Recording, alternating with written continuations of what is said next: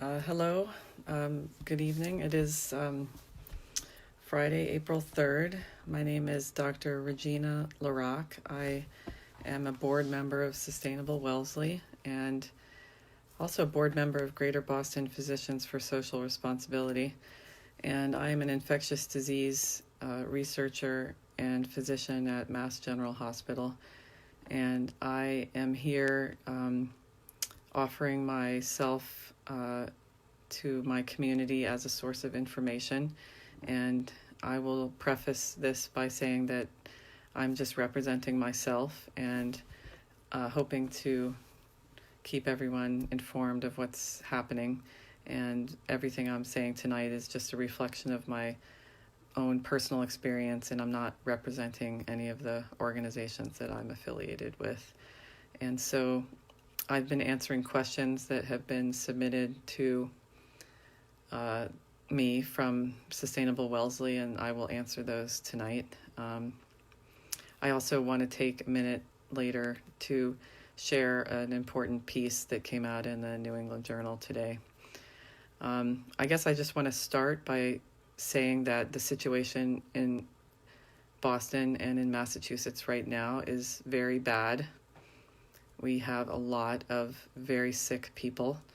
I can only speak for what I see happening in my own institution, and simply put, we have had a deluge of sick people.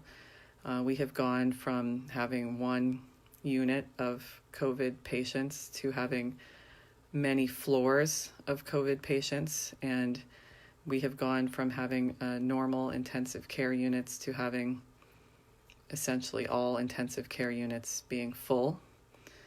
And we are still in the early phase of the surge here in Massachusetts that we anticipate to peak in the coming week.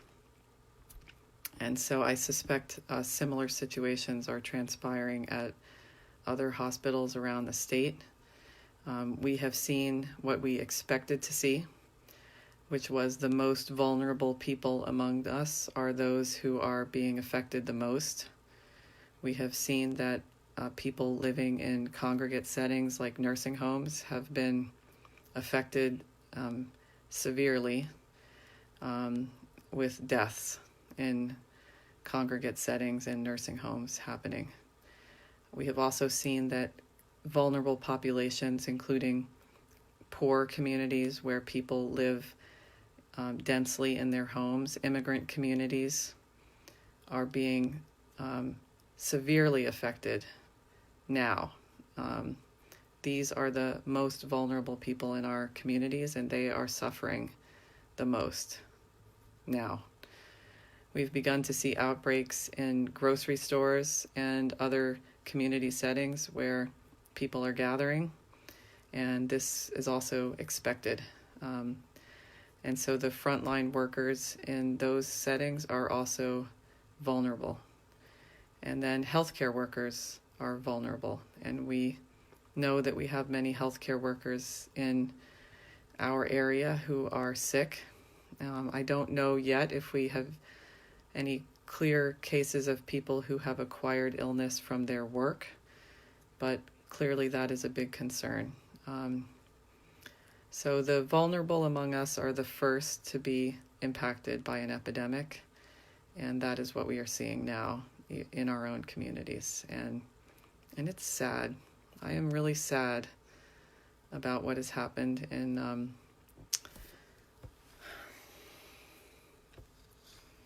the Soldiers' Home in Holyoke. And I hope other communities can learn lessons, of doing everything we can to protect the people in our communities who are most susceptible to this. I think something that is just the truth about epidemics like this are that they really lay bare the places where we are susceptible. They get in and they find the cracks and they lay them open. And, those cracks are the places where we we kind of, as a society, fail to take care of the least among us. I've spent my career working on cholera, and there's a lot that we can learn from the way cholera epidemics play out, and it teaches us how vulnerable we all are to the actions of individuals when epidemics are at play. I don't know if everybody kind of fully appreciates the story of cholera in Haiti, but I'll just kind of give a thumbnail view of that, which was that I think we all know there was a horrific earthquake that happened in Haiti, and the humanitarian disaster that occurred afterwards at first really was just the loss of life from the earthquake and the tremendous damage that occurred. And so, of course, Haiti was vulnerable at that moment, even more vulnerable than it had been before. And it was at that very moment in time that cholera arrived. And cholera arrived by chance. It's pretty clear now from the epidemiology and the studies that an asymptomatic worker or soldier, probably from Nepal, who had the organism in his intestinal tract, shed the organism into the setting of Haiti at the time when it was incredibly vulnerable. And one person introduced the bacteria into a setting where it then spread like wildfire, killed untold number of people, amplified the suffering, and then became part of the environment there and continues to be a problem. And cholera now exists all the time in Haiti, and it's a constant battle now to keep it at bay among the many other problems that exist. So it's just an example of how epidemic disease really can lay bare the circumstances that exist, and so I think we are seeing that here in our own communities. The people who are vulnerable, the systems we have failed to kind of build up are laid bare by what's transpiring, and what's transpiring right now is very bad.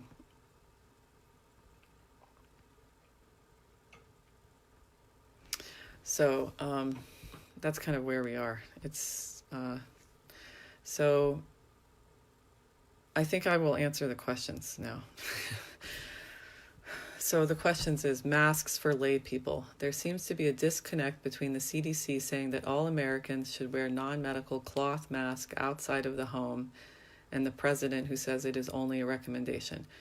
What is your perspective on this, and what can you tell us about the medical evidence behind the CDC's recommendation?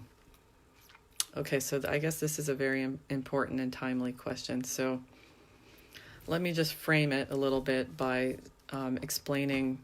Well, first of all, as I've said before, I think that in any situation where things are moving quickly, where the stakes are high, where people are scared, it is very important to be providing frequent, transparent communication from people you trust. That really is the fundamental way that you need to be communicating with people at times like this. And so I think that, one of the realities here is that recommendations have been changing, and they probably will continue to change. And that change reflects just what's happening on the ground, what we're learning about the science. And so in order for people to feel that they trust these recommendations that are changing, it's important to understand where they're coming from and, what informs those decisions, and to be clear about why those decisions are happening. And so I just think that's a reality that we all should be aware of. And so I think that there has been changing thought and recommendations regarding masks, and maybe I can offer a little bit of insight into why that would be the case.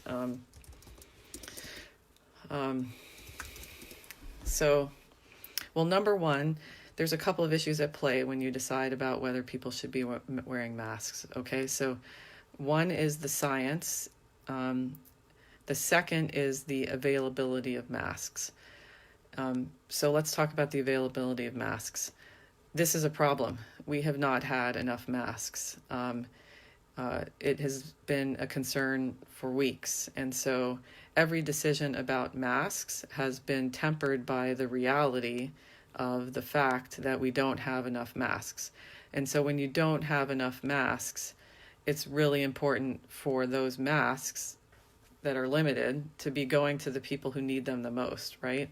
And so the people who have needed them the most clearly have been healthcare workers. So a lot of the decision making to date has been tempered by the fact that we just really needed to be keeping enough masks available for healthcare workers to have them, right? So that's one fact that we just have to understand. And so in a perfect world where everybody had unlimited access to masks, that would be a different situation than we've had to date. Now, the second issue is the science behind wearing masks. And I guess I just want to underscore for everybody that I've said before in some of these videos I've done that, we actually have an entire specialty of infectious diseases called infection control, which is devoted solely to the topic of how you prevent the spread of diseases in healthcare settings. And infection control people spend their entire careers focusing on these kinds of decisions, and appropriately so, because it's complicated to sort out. And so, that has been the specialty, the rationale that has been kind of guiding the thought behind who and where people should wear masks. I will say there has been some evolving understanding of the science and the epidemiology now that also kind of informs how you think about whether people should wear masks. So number one, we now have a big ongoing epidemic in the U.S., right? So that is not the case. That was not the case 2-3 weeks ago.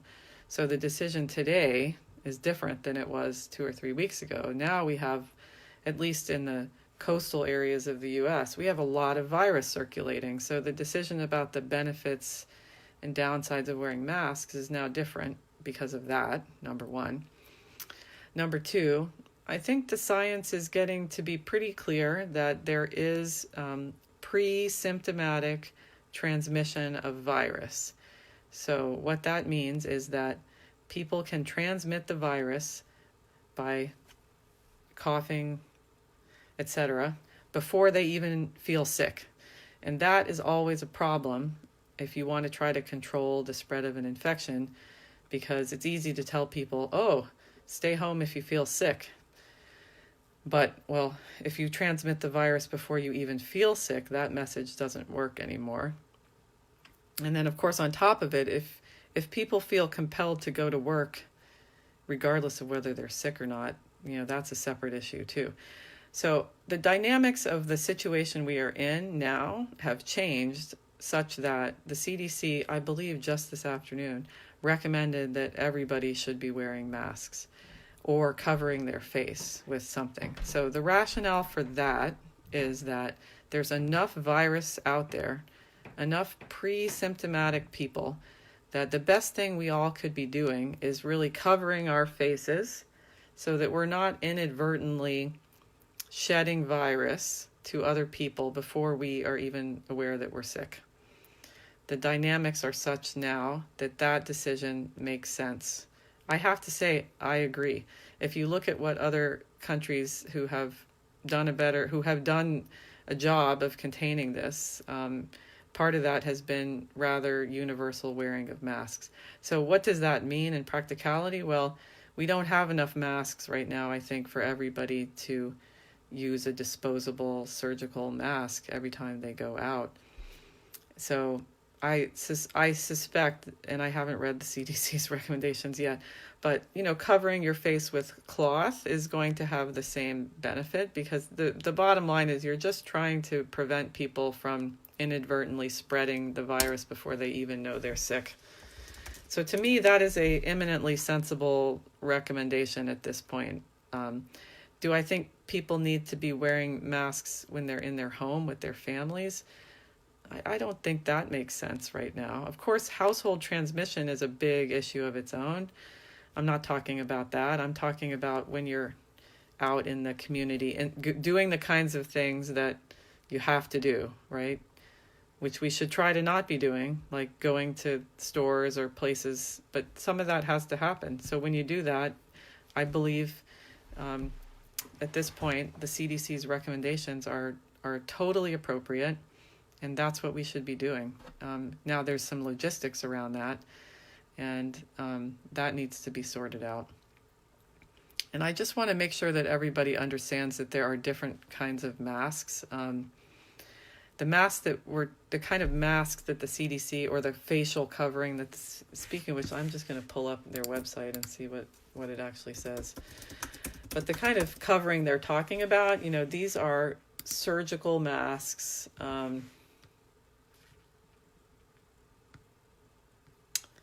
Latest updates. Cloth face coverings is what they're calling them. So, this is different than this is just covering your face with a cloth of some kind. And so everybody can come up with a way to do that. And I'm noticing that they have a video of the Surgeon General telling you how to do it. So everybody should look at this, and we need to do this. That is different than an N95 mask, which I know people have been acquiring and using, and I would encourage you not to do that, because an N95 mask is a different kind of mask. It is a mask that is designed to prevent much smaller particles than the cloth face covering or a surgical mask. And it's not the kind of mask that people need to be wearing out in the community. Those kinds of masks you really need to preserve for healthcare workers. Healthcare workers are really the only kinds of people who should be wearing N95 masks. So I think at this point I just want to say that go to the CDC website and you will see a video about how to make your own face covering, and it's time to do it. Everybody needs to do it. So that's easy.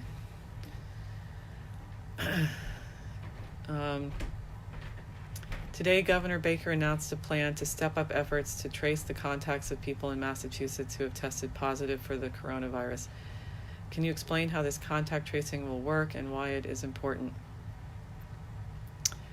Well, I think that I would like to say that I'm so pleased with the governor's announcement today. The thing that I'm most pleased about is to see that Partners in Health is going to be working with our Department of Public Health on the response in some fashion, because I will say they are the A-team. They are the A-team, and they have dealt with epidemics in settings that are much more complex than ours and have had success. And they know how to use community health workers, they know how to engage, they know how to do this work, and they are Massachusetts A-team, and so we are all very lucky to have them. That's no doubt. In terms of contact tracing, I think that I'm going to read you a piece that Dr. Harvey Fineberg wrote in the New England Journal, and I think it's really important. That's why I just thought I'd read it to you all. But right now we are in the tidal wave of the epidemic, and it's a little hard to think past that phase. But after that, if we make it through this, we're going to have to build a ship. I've been thinking about this. We have to build a ship while we are swimming in the ocean. But we're going to have to build a ship that is going to get transmission down to zero. And, the fundamental tool of that is finding who's sick, finding and making sure they don't infect other people, and having a real army of public health workers to do that job. And that is the essence of what a community health workforce would do, is contact tracing, but there's many other elements of it. So we need that workforce. And I guess I just want to emphasize again one thing that I've been thinking a lot about this epidemic, this situation that we're all in together, which is just remembering that we are really connected in this. It really is kind of amazing when you think about the fact that a kind of small piece of genetic material, which could have emerged on the other side of the world merely, maybe 5-6 months ago, has now touched every single person on the planet, right? We're all connected by our, we're all connected. We're part of a global community. We're also part of a local community. And, what happens to the least among us affects us all. And, that's the truth. And what happens to people who are sick in nursing homes, what happens to people who are poor and who live together in tight living conditions and who are made to work for money because they can't afford to stay at home, what's happening to them?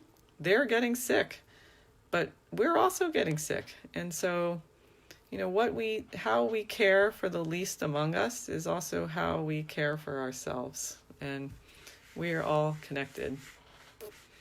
I've been thinking about that a lot.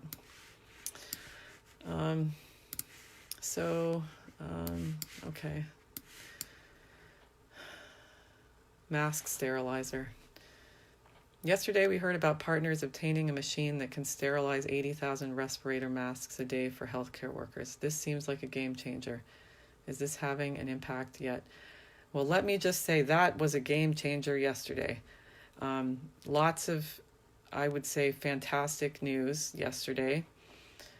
And it certainly made me feel comforted. I am really grateful to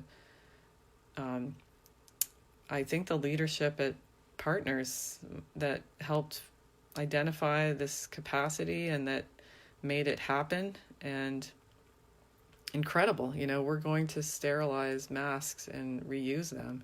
So that's great. I also know that we got flown in on the Patriots plane from China, 1 million masks. And that is also incredible. I mean, it is really good news for healthcare workers in Massachusetts. On the other hand, I find it a little uncomfortable that,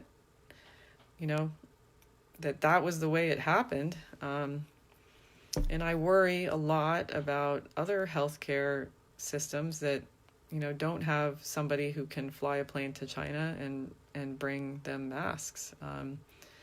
So there's kind of an equity and justice issue here for healthcare workers, and we all need to be concerned about that. So it's getting a little late. I just thought that I want to read this piece that Harvey Fineberg, who was the dean of the School of Public Health at Harvard and now is at the Gordon and Betty Moore Foundation in Palo Alto, wrote in the New England Journal today. And it is a really important piece, I think, because it just kind of lays out the idea of how we move forward here.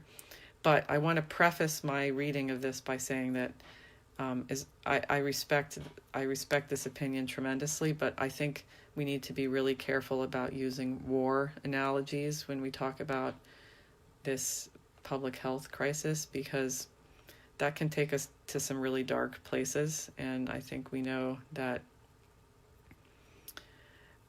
I think it's a good analogy in terms of mobilizing people against a common threat, but we have to remember that the virus infects people, and the people who have the virus are not our enemies.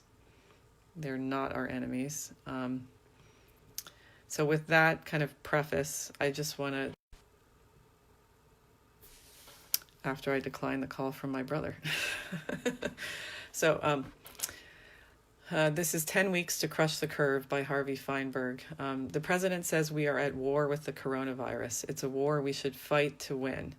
The economy is in the tank, and anywhere from thousands to more than 1 million American lives are in jeopardy. Most analyses of options and trade-offs assume that both the pandemic and the economic setback must play out over a period of many months for the pandemic and even longer for economic recovery. However, as the economists would say, there is a dominant option, one that simultaneously limits fatalities and gets the economy cranking again in a sustainable way. The choice begins with a forceful, focused campaign to eradicate COVID-19 in the United States. The aim is not to flatten the curve, the goal is to crush the curve. China did this in Wuhan. We can do it across this country in 10 weeks. And with enough intelligence about the enemy, where the virus lurks, how quickly it is moving, where it is most threatening, and what its vulnerabilities are, we can begin to re-energize the economy without putting additional lives at risk. If we take these 6 steps to mobilize and organize the nation, we can defeat COVID-19 by early June. I'll say let's be careful about being too specific about dates, but okay, number 1, establish unified command. The president should surprise his critics and appoint a commander who reports directly to the president. This person must have the president's full confidence and must earn the confidence of the American people. This is not a coordinator across agencies. This commander carries the full power and authority of the American president to mobilize every civilian and military asset needed to win the war. Ask every governor to appoint an individual state commander with similar statewide authority. The diversity of our nation and the various stages of the epidemic in different regions allows us to target responses to specific places and times, deploy and redeploy limited national supplies where they can do the most good, and learn from experience as we go. Unified command. 2, make millions of diagnostic tests available. Not everyone needs to be tested, but everyone with symptoms does. The nation needs to gear up to perform millions of diagnostic tests in the next 2 weeks. This was key to success in South Korea. Every decision about managing cases depends on sound medical evaluation and the results of diagnostic tests. Without diagnostic tests, we cannot trace the scope of the outbreak. Use creative ways to mobilize the nation's research laboratories to assist with population screening. Refer persons who screen positive for further evaluation. Organize dedicated clinical test sites in every community that are physically apart from other care centers, such as the drive-through test centers that have begun to spring up. 3, supply health workers with PPE and equip hospitals to care for a surge in severely ill patients. Ample supplies of personal protective equipment should be standard issue to every U.S. health worker who is in the front lines caring for patients and testing for infection. We would not send soldiers into battle without ballistic vests. Healthcare workers on the front lines of this war deserve no less. Regional distribution centers should rapidly deploy ventilators and other needed equipment from the national stockpile to hospitals with the greatest need. Despite everyone's best efforts, in areas hardest hit, crisis standards of care will need to be put into effect to make ethically sound, unavoidable decisions about the use of available equipment and supplies. Number 4, differentiate the population into 5 groups and treat accordingly. We first need to know who is infected. Second, who is presumed to be infected. Third, who has been exposed. Fourth, who is not known to have been exposed or infected. And fifth, who has recovered from infection and is adequately immune. We should act on the basis of symptoms, examinations, tests, and exposures to identify those who belong in each of the first four groups. Hospitalize those with severe disease or at high risk. Establish infirmaries by utilizing empty convention centers, for example, to care for those with mild or moderate disease and at low risk. An isolation infirmary for all patients will decrease transmission to family members. Convert now empty hotels into quarantine centers to house those who have been exposed and separate them from the general population for 2 weeks. This kind of quarantine will remain practical until and unless the epidemic has exploded in a particular city or region. Being able to identify the fifth group, those who were previously infected, have recovered, and are adequately immune, requires development, validation, and deployment of antibody-based tests. This would be a game changer in restarting parts of the economy more quickly and safely. Step number 5, inspire and mobilize the public. In this all-out effort, everyone has a part to play, and virtually everyone is willing. We have begun to unleash American ingenuity in creating new treatments and a vaccine, providing a greater variety and number of diagnostic tests, and using the power of information technology, social media, artificial intelligence, and high-speed computing to devise novel solutions. These efforts should be intensified. Everyone can help reduce the risk of exposure and support their friends and neighbors in this critical time.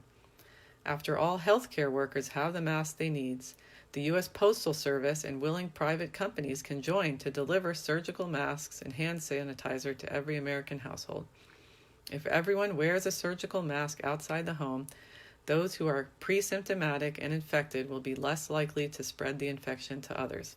And if everyone wears a mask, no stigma is attached. Step number 6, learn while doing through real-time fundamental research. Clinical care would be vastly improved by effective antiviral treatment, and every plausible avenue should be investigated. We did it with HIV. Now we need to do it faster with SARS-CoV-2. Clinicians need better predictors of which patient's condition is prone to deteriorate rapidly or who may go on to die. Decisions to shape the public health response and to restart the economy should be guided by science.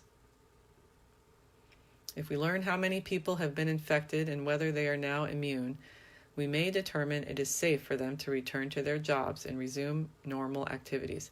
Is it safe for others to return to work? That depends on the level of infection still ongoing, on the nature of possible exposures in the workplace, and on reliable screening and rapid detection of new cases. Can schools safely reopen? That depends on what we learn about children as transmitters of the virus to their teachers, parents, and grandparents. How dangerous are contaminated spaces and surfaces? That depends on the survival of virus under different environmental conditions and on various materials. If we take this concerted and determined approach and are guided by science, we can begin to revive businesses of all kinds, including airlines, hotels, restaurants, and entertainment venues. By putting cash in people's pockets over the next couple of months, protecting small businesses, and releasing constraints on credit, the President, Congress, and the Federal Reserve will have positioned the economy to come roaring back once the virus is out of the picture. If we do this, we can relieve Americans of avoidable grief and loss, play our part in the global struggle against COVID-19, and be in a stronger position to help other countries. If we persist with half measures against the coronavirus,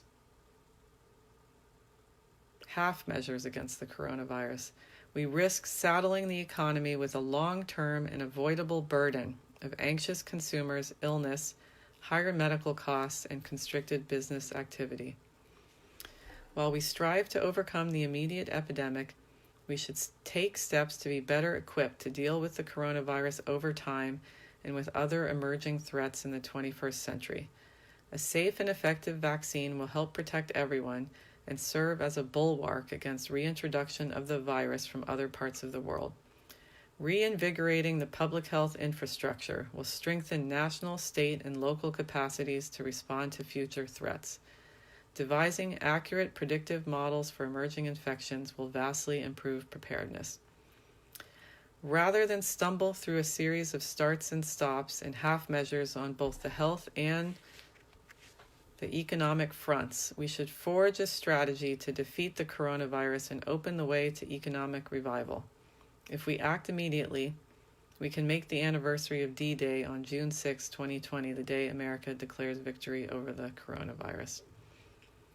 Okay, I don't agree with setting any dates on this, but I think it's a very well put piece. And again, I don't agree with the war analogy. I think we have to rebuild our communities. We have to strengthen our public health infrastructure, and we have to take a bazooka to this problem. And along the way, I hope we can extend compassion and love to our neighbors, most importantly to the poor and the least among us, who are at this moment the most vulnerable. Again, I just want to end by saying thank you for listening to me.